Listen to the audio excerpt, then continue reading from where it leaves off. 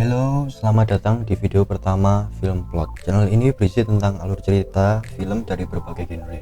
Namaku Yanuar. Sebagai penggemar film, aku suka banget menceritakan ulang sebuah film dan berbagi spoiler. Bagi kamu yang suka nonton film action asal Tiongkok, pasti nggak asing sama film SPL2. Pengenalan sebentar.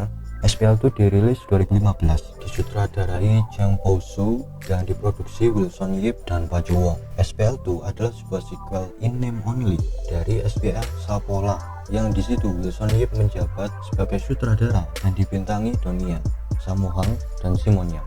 SPL2 menyajikan cerita baru.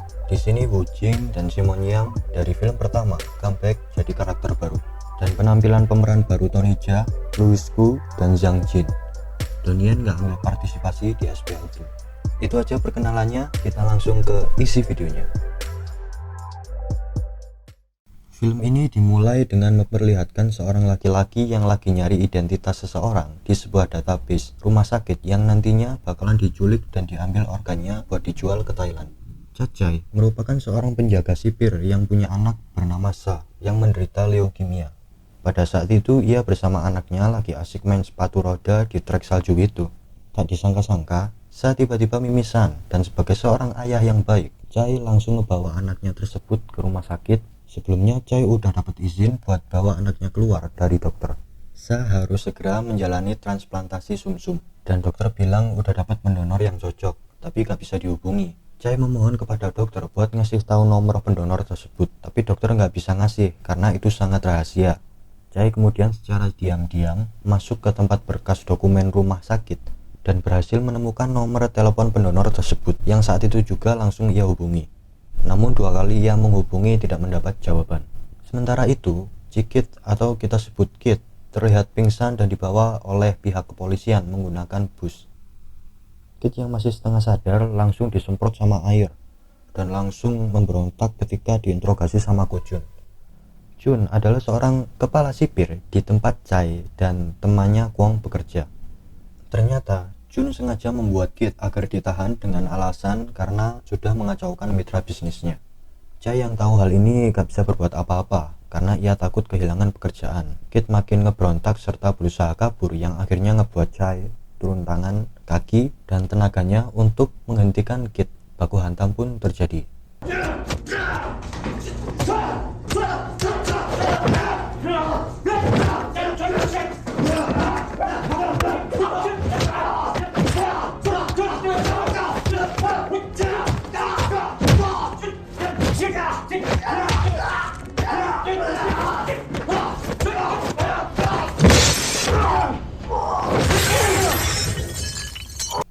Kemudian kita dibawa 4 hari sebelumnya. Kit terlihat lagi di pusat rehabilitasi narkoba Hong Kong.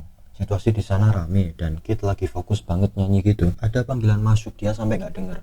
Yang ternyata itu adalah panggilan dari Cai. Setelah selesai dari pusat rehabilitasi, Kit pulang dan langsung dimarahin sama pamannya yang merupakan seorang polisi bernama Chan Kwok. Karena ia adalah seorang polisi dan tidak seharusnya ia menggunakan narkoba. Tapi ini semua merupakan ide pamannya yang mengharuskan Kit menyamar sebagai seorang narkoboy agar bisa masuk ke sindikat kejahatan perdagangan organ manusia yang tadi udah disebutkan. Ini pamannya gimana sih? Dalang di balik sindikat kejahatan tersebut adalah Hung Man Kong. Ia punya masalah yang mirip sama Sa. Bedanya, Hung menderita penyakit jantung dan harus segera menjalani transplantasi jantung, serta golongan darah Hung termasuk sangat langka. Kemudian, ia dikasih tahu sama manajernya bahwa laporan kesehatan adiknya udah keluar. Hung kemudian mengajak adiknya ke Thailand dan akan mencarikan jantung buatan untuk adiknya yang bisa bertahan selama 5 tahun. Maksudnya di sini Hung meminta kepada adiknya buat ngasih jantungnya yang 100% cocok, dan Hung mengatakan harus segera dioperasi. Wah, laknat emang. Di tempat lain, Kit yang lagi asik nyabu diminta bantuan sama Van Ging buat nyulik sepasang suami istri. Van Ging ditugaskan oleh Hung. Ketika Van Ging asik nyanyi, Kit menghubungi pamannya dan pamannya menyuruhnya agar mengulur waktu sampai melacak lokasi ponsel Kit. Ketika rombongan Kit tiba di sebuah bandara, gak lama paman Kit bersama anak buahnya nyampe. Singkat cerita, situasi kacau dan adegan tembak-tembakan pun terjadi antara berbagai pihak.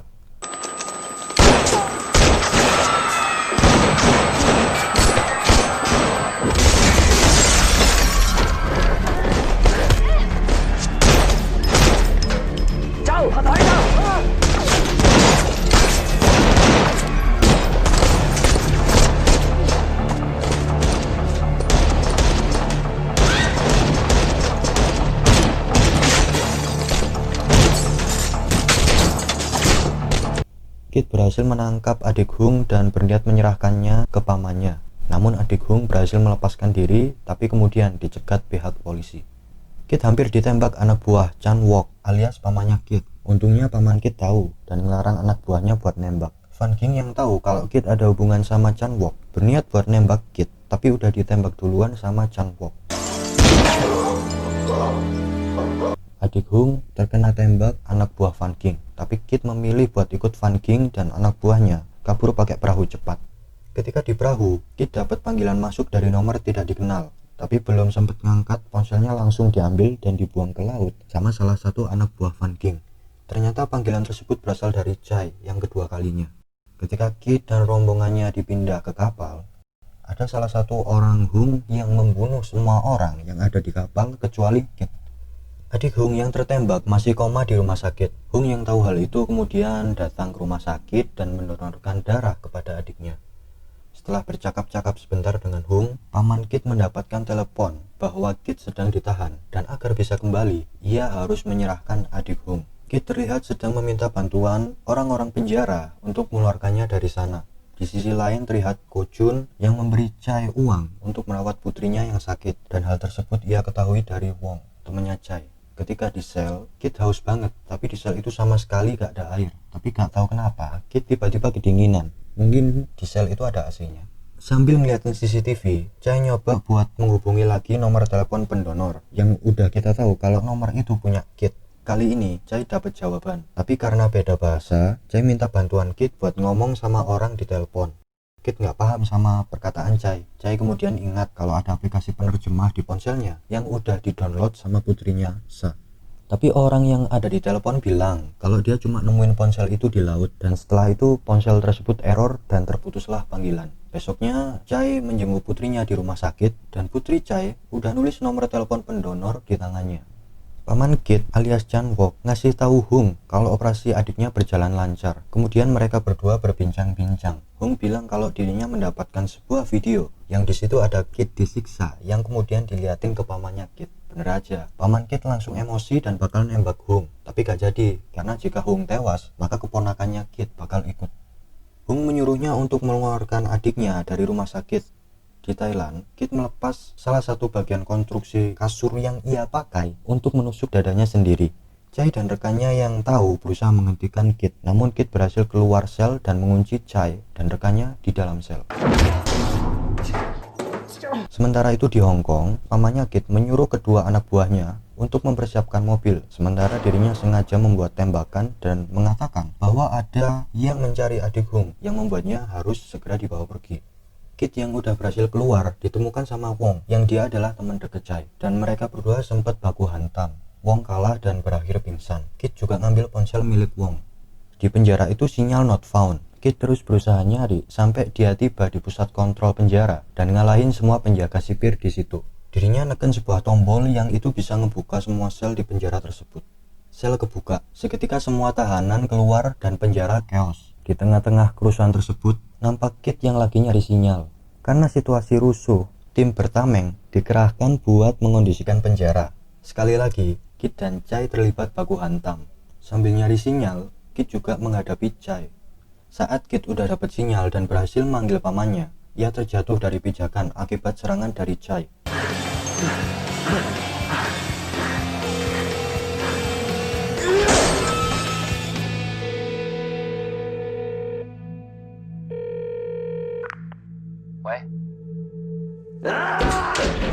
Paman Kit yang sedang dalam perjalanan membawa adik Hung menyuruh anak buahnya untuk melacak lokasi panggilan tersebut. Adik Hung kemudian disembunyikan di relasi anak buah Chan Wook dan dijaga oleh mereka.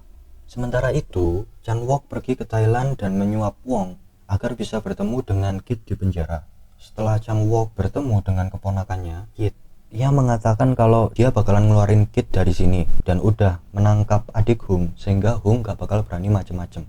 Tapi enggak, Hung ngirim tangan kanannya buat ngebunuh rekan serta anak buah Chan Wook yang kemudian membawa adiknya kepadanya.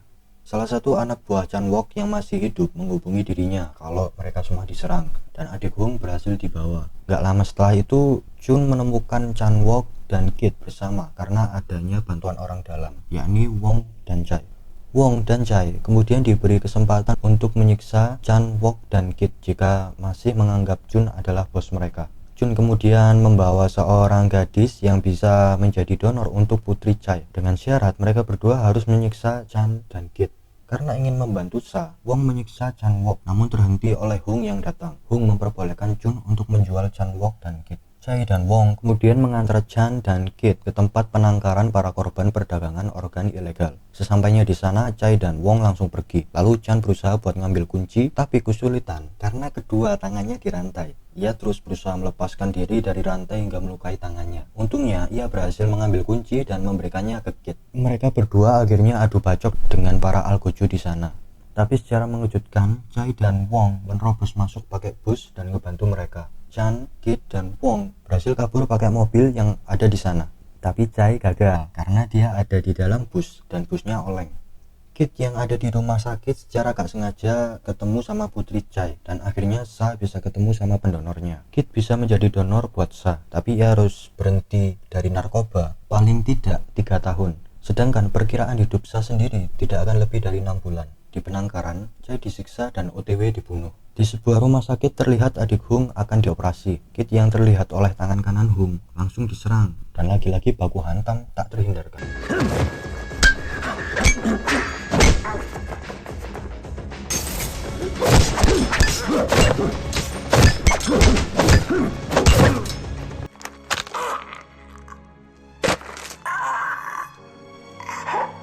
Setelah menang bergelut, Kit langsung menyandra Hung dan segala kru yang terlibat. Jun yang tahu kemudian membatalkan Chai dimutilasi dan membawanya ke rumah sakit bersama para algojo tadi. Kit kemudian mematikan lampu seluruh rumah sakit dan memancing para algojo di sana. Dan bisa ditebak kalau baku hantam is coming. Chai dan Kit kemudian bersembunyi. Kit ngasih tahu kalau dirinya lah pendonor buat putrinya yang dicari selama ini. Suster yang biasa ngerawat gak ngeliat Sa di kasur. Ternyata Sa lagi cari angin di luar dan kayaknya bosen di rumah sakit terus. Di line RS, Kit berduel dengan Jun, sementara Chai melawan para algojo. Setelah Chai melibas semua algojo, ia membantu Kit bersama-sama menyerang Jun. Chai sempat ditusuk dan membuatnya pingsan, hingga akhirnya ia bangun ketika Kit sudah terlempar keluar jendela akibat serangan dari Jun.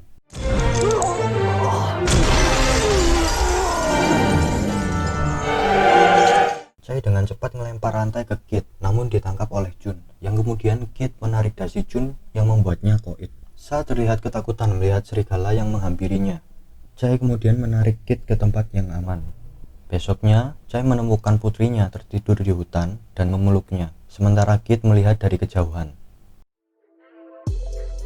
Menurutku, SPL tuh lebih cocok disebut film thriller kriminal ketimbang martial arts. Kelihatan dari fightingnya yang kurang gimana gitu, tapi bukan berarti jelek. Film ini sangat layak tonton. Dan itu aja, bisa klik tombol subscribe biar nggak ketinggalan video berikutnya, serta untuk mendukung channel ini dan Januar sebagai tukang spoiler. Sampai jumpa.